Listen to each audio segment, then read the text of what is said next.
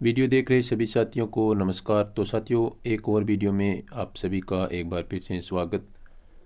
तो साथियों, जैसा कि आप जानते हैं, हम रीट मुख्य परीक्षा 2025-26 के लिए जो पिछली रीट मुख्य परीक्षा जो आपकी आयोजित की गई थी 2022 वाली, जिसका एग्ज़ाम है वो जनवरी 2023 में हुआ था।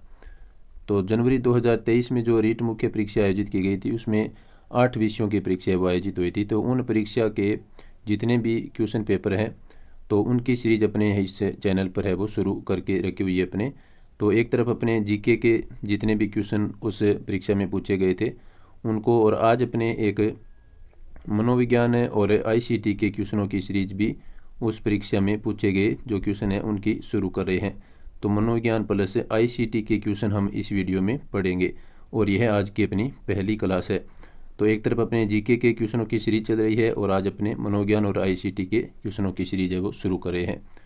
तो सभी जितने भी 8 क्वेश्चन पेपर थे उन सभी के मनोविज्ञान और आईसीटी के क्वेश्चन इसमें पढ़ेंगे और एक तरफ अपने जीके क्वेश्चन भी पढ़ रहे हैं जिनके अपने लगभग 6 से 7 क्लास है वो कर चुके हैं। तो आइए शुरुआत करते हैं आज के वीडियो की और देखते हैं मनोविज्ञान और आईसीटी में किस प्रकार के क्वेश्चन है वो पिछली रीट मुख्य परीक्षा में पूछे गए थे।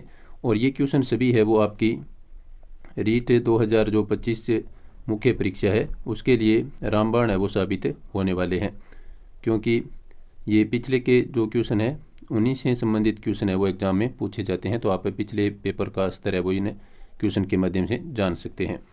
तो देखिए, मनोविज्ञान का आज का अपना पहला क्वेश्चन इस क्लास में तो आपसे पूछा गया है कि एक 8 वर्षीय बालक अपने छोटे भाई की तरह घुटने पर चलता है। तो यह उदाहरण है, यानी यह कौन सी युक्ति का उदाहरण है। एक बालक है वो, एक 8 वर्ष का बालक है और अपने छोटे भाई की तरह नकल करके घुटनों पर चलने की कोशिश है वो करता है। तो इसको साथियों कहा जाता है प्रतिगमन। इसको क्या कहा जाता है? प्रतिगमन। नेक्स्ट देखिए, यहाँ पर मैं आपको बता दूं कि कुछ व्याख्या भी अपने साथ साथ है वो करेंगे। तो एक होता है दमन, यानी अपने इच्छाओं को दबाना, और एक होता है युक्तिकरण, और एक होता है क्षतिपूर्ति। यानी क्षतिपूर्ति होता है अपनी किसी विषय की कमजोरी को किसी अन्य विषय में अच्छे अंक के साथ उसकी पूर्ति करना, वो आपका क्षतिपूर्ति है वो कहलाता है। जैसे कोई बच्चा है वो हिंदी में कमज़ोर है तो वो हिंदी की भरपाई है वो अन्य विषय में करेगा तो वो उसकी क्षतिपूर्ति कहलाती है। चलते हैं नेक्स्ट क्वेश्चन पर। नेक्स्ट क्वेश्चन देखिए, स्पीयरमैन की अवधारणा के अनुसार जी है वो इंगित करता है। यानी स्पीयरमैन की जो अवधारणा है उसमें एक जी तत्व होता है तो वो किसको इंगित करता है? तो साथियों, ये आपका इंगित करता है जी से आपका मान सकते हैं जनरल, यानी सामान्य बुद्धि को वो इंगित करता है। जी का अर्थ यहाँ पर वो किसको इंगित करता है? जी सामान्य बुद्धि को इंगित है वो करता है, यानी जनरल। नेक्स्ट क्वेश्चन देखिए, नेक्स्ट आपका क्वेश्चन है यहाँ पर नेहा। इसमें एक नेहा पात्र है। नेहा नवीनतम चलचित्र दृश्यम 2 देख रही है क्योंकि वह नायक व उसके परिवार की स्थिति को जानने हेतु सब्र नहीं कर पा रही है। यह उत्तम उदाहरण है, यानी ये जो उसकी जिज्ञासा है उसकी परिस्थिति को जानने की, तो यह जिज्ञासा उसका कौन सा उदाहरण है वो प्रस्तुत करती है। तो देखिए, आपके सामने ऑप्शन है आंतरिक अभिप्रेरणा, बाह्य अभिप्रेरणा, दोनों आंतरिक एवं बाह्य अभिप्रेरणा, ना आंतरिक और ना बाह्य अभिप्रेरणा। तो साथियों, ये उसकी जिज्ञासा है तो ये उसकी आंतरिक अभिप्रेरणा को उजागर कर रही है। तो यहाँ पर ए ऑप्शन इसका राइट आंसर है वो हो जाएगा। और यहाँ पर मैं जो आपको आंसर बता रहा हूँ वो बोर्ड की फाइनल आंसर की, जो कि हाईकोर्ट के निर्णय के तहत आई थी बाद में रिवाइज रिजल्ट में, तो उस आंसर की के आधार पर अपने यहाँ पर है वो इन क्वेश्चन के आंसर है वो देख रहे हैं। नेक्स्ट अपना क्वेश्चन है, अदिति प्रातःकालीन कक्षा में जाने के कारण नाश्ता कभी कभी कर पाती है। पेट खाली रहने व पेट में गड़गड़ाहट होने के कारण उसे खाने की इच्छा होती है। यह निम्नलिखित में से किसका उदाहरण है? तो साथियों, ये किसका उदाहरण है? अभिप्रेरणा का है या अंतर्नोद का है या आवश्यकता का है या फिर बाह्य अभिप्रेरणा का है? तो साथियों, ये है आपका ड्राइव, यानी अंतर्नोद का ये उदाहरण है। तो बी हो जाएगा इसका राइट आंसर। नेक्स्ट क्वेश्चन देखिए, नेक्स्ट क्वेश्चन है आपका, निम्नलिखित में से कौन सा कथन है वो सही नहीं है वो आपको बताना है। यानी यहाँ पर असत्य जो कथन है वो आपको अपने आंसर के रूप में कैच करना है। तो देखिए, विकास की प्रत्येक अवस्था के अपने खतरे हैं, तो ये बात बिल्कुल सही है। विकास लंबवत सीधा न होकर के वर्तुलाकार होता है, ये बात भी बिल्कुल सत्य है। विकास सामान्य से विशिष्ट की ओर अग्रसर होता है, ये बात भी बिल्कुल सत्य है। तो अब देखिए चौथा ऑप्शन, विकास की गति की दर एक सी रहती है, तो ये बिल्कुल गलत है। तो यही आपका राइट आंसर है, ये असत्य कथन है, क्योंकि विकास की गति है वो एक सी नहीं रहती, ये बदलती रहती है। तो ये इसका वो असत्य कथन हो जाएगा। नेक्स्ट क्वेश्चन देखिए।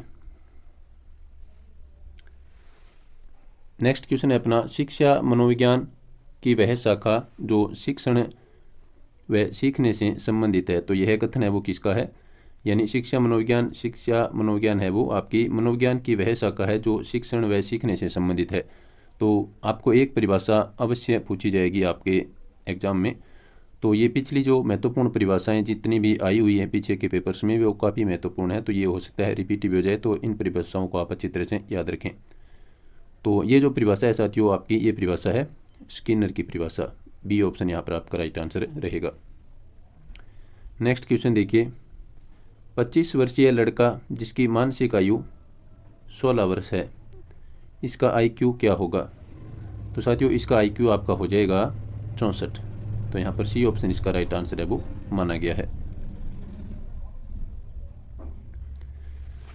के सामने ऐसा सवाल आए तो मानसिक आयु और इसका IQ ज्ञात करने के लिए, तो इसको आप कैसे ज्ञात करेंगे। आप यहाँ पर सबसे पहले ऊपर लिखेंगे मानसिक आयु, ठीक है, और इसके नीचे लिखना है आपको वास्तविक आयु जो कितनी है 25 वर्ष, और इसको आप फिर 100 से गुना करेंगे। तो देखिए इसमें अपने इसको काटें तो 25 चौका 100 होता है, तो 16 × 4, तो ये हो गया आपका 64। तो इस सूत्र से आप मानसिक आयु और वास्तविक आयु यदि आपके पास है तो IQ है वो आप प्राप्त कर सकते हैं। और ये जो 3 तथ्य है इनमें से आपके पास यदि 2 भी हैं तो आप कोई भी इनमें से प्राप्त है वो कर सकते हैं। तो यहाँ पर जो मैंने किया है तो इसको सूत्र को आप याद रखें। इधर आपका ऊपर आएगा मानसिक आयु जो इसकी 16 है और वास्तविक आयु जो इसकी 25 है, × 100 कर देंगे, तो यहाँ पर आपको 64 है वो प्राप्त हो गया है। और 64 क्या है, इस बच्चे का IQ है। नेक्स्ट क्वेश्चन देखिए। किसी समूह में व्यक्ति की लोकप्रियता ज्ञात करने की सर्वोत्तम व्यक्तित्व आकलन विधि है। तो ये विधि कौन सी है, तो इसमें आपको बताना है। तो ये विधि आपकी हो जाएगी समाजमिति विधि।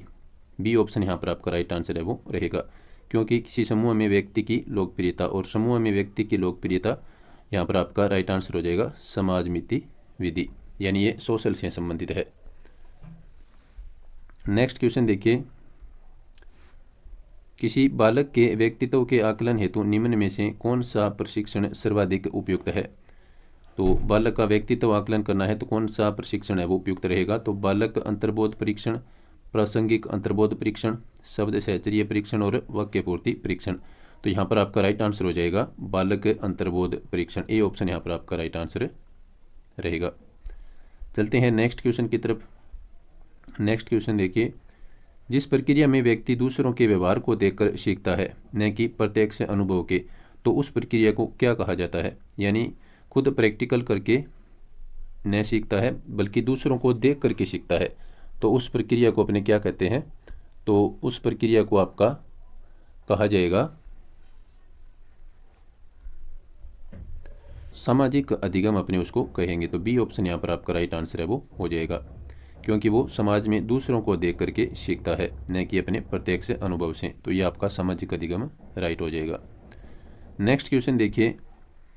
अब आपके आगे यहाँ पर मनोविज्ञान के बाद में आपके ICT के क्वेश्चन अपने यहाँ पर करेंगे। हर विषय में आपको ICT के 5 क्वेश्चन है वो पूछे जाएंगे और मनोविज्ञान के आपको लगभग 10 क्वेश्चन है वो पूछे जाते हैं। तो हर वीडियो में अपने 10 मनोविज्ञान के और 5 ICT के क्वेश्चन अपने करेंगे, और 4 वीडियो में हम सभी 8 जो आपके पेपर हुए थे पिछले रीट मुख्य परीक्षा में उनको अपने कवर कर लेंगे। तो आप चैनल को लाइक और शेयर अवश्य करें अपने साथियों के साथ के, और वीडियो को आप पूरा भी अवश्य देखें। तो अब अपने ICT के क्वेश्चन की बात करें तो पहला क्वेश्चन है, तो देखिए अनसॉलिटेड ईमेल को क्या कहते हैं।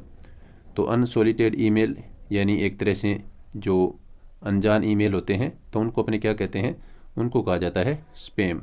ये कहा जाता है, इसको स्पैम कहा जाता है। चलते हैं नेक्स्ट क्वेश्चन की तरफ।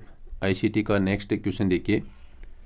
खालिस्तान एक तकनीक है जिसके द्वारा डेटा वेयर हाउस में से सामरिक जानकारियों को निकाला जा सकता है।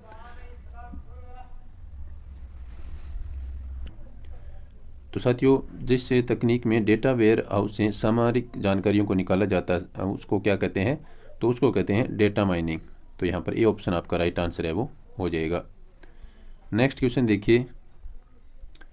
नेक्स्ट जो क्वेश्चन है साथियों, ये डिलीट क्वेश्चन है, तो इसको वैसे करने का कोई फ़ायदा नहीं है। ये फाइनल आंसर की में इस क्वेश्चन को डिलीट कर दिया गया था। हिंदी विषय का अपने ये पेपर है वो कर रहे हैं, तो इसमें आपको पूछा गया था कोबोल में सीओ का क्या अर्थ है, तो ये क्वेश्चन डिलीट कर दिया गया था, तो इसका अपने आंसर है वो नहीं जानेंगे। नेक्स्ट क्वेश्चन देखिए, ये भी क्वेश्चन है वो डिलीट था, तो इसमें भी अपने इसको छोड़ करके आगे बढ़ते हैं। ये भी क्या है, डिलीट क्वेश्चन है। मैं आपको बता दूं कि हिंदी विषय में अच्छे खासे क्वेश्चन है वो डिलीट हुए थे पिछले रीट मुख्य परीक्षा में। नेक्स्ट क्वेश्चन देखिए, आज का अपना यानी कंप्यूटर के 2 क्वेश्चन डिलीट इसमें आ चुके हैं। तो आज का अपना ये अंतिम क्वेश्चन है, हिंदी विषय का वाला ये पेपर अपने कर रहे हैं। तो देखिए, गैर कानूनी प्रतिलिपि और सॉफ्टवेयर का वितरण करना क्या कहलाता है? तो ये कहलाता है आपका सॉफ्टवेयर पायरेसी। तो इसमें डी ऑप्शन इसका राइट आंसर है वो हो जाएगा। तो ये था आज का अपना वीडियो मनोविज्ञान और आईसीटी का। कौन सा वीडियो? इसमें अपने मनोविज्ञान और आईसीटी के क्वेश्चन अपने यहाँ पर किए हैं, और इसी प्रकार का नेक्स्ट वीडियो भी आपको बहुत जल्दी मिलेगा। और मैं आपको एक बार फिर से बता दूं कि अपने एक तरफ जीके के भी पुराने जो प्रश्न पत्र हैं रीट मुख्य परीक्षा 2022-23 के, वो भी अपने कर रहे हैं। उनके अपने 6 से 7 वीडियो कर चुके हैं, तो वो आप चैनल पर जा करके देख सकते हैं।